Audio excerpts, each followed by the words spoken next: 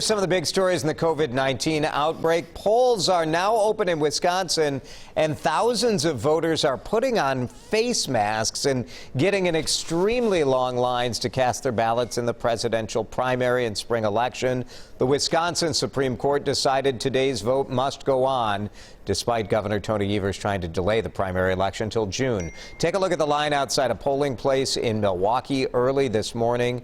As people gathered to cast their ballots, they were offered a free face mask for protection. Only 5 polling places open in the city of Milwaukee right now. Governor Evers had said that holding an election right now was too dangerous. But he does not have control of the state legislature. Wisconsin's already seen 77 people die from COVID-19. The governor signed an executive order yesterday pushing that primary to June 9th or another date the legislature could agree on. But the order was immediately challenged in the state Supreme Court.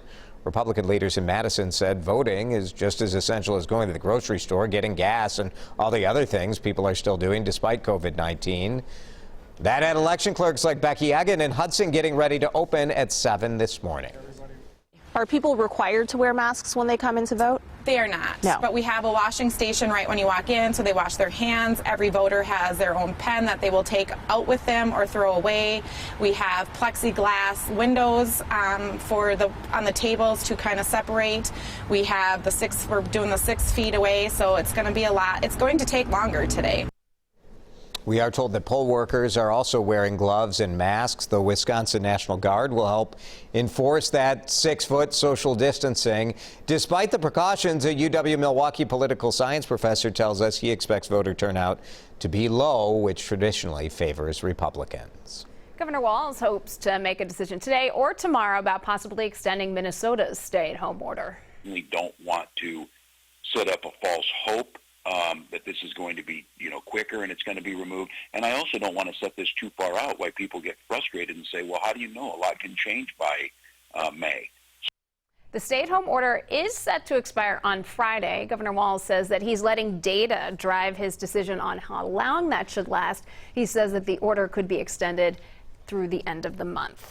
Governor Walz also said that Minnesota has the lowest COVID-19 infection rate in the country. We have to keep in mind, though, that we don't have as much widespread testing like some of the other states do.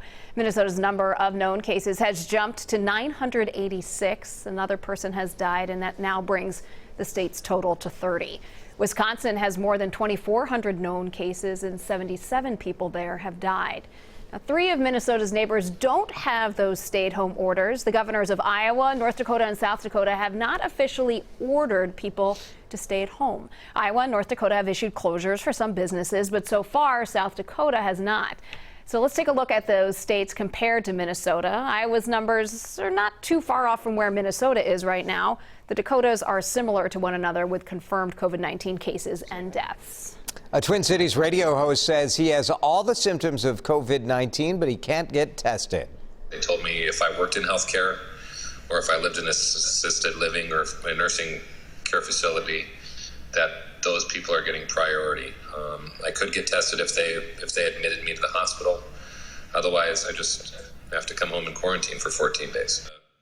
Ben Holson is the co-host of the Go 96.3 morning show. Since he couldn't get tested at a Plymouth urgent care, he's now in self-quarantine, so he can only FaceTime with his 2-month-old daughter, brand new baby there, until he is fever-free for 72 hours. He said he plans on staying in that basement for 2 weeks and wiping down everything that he touches.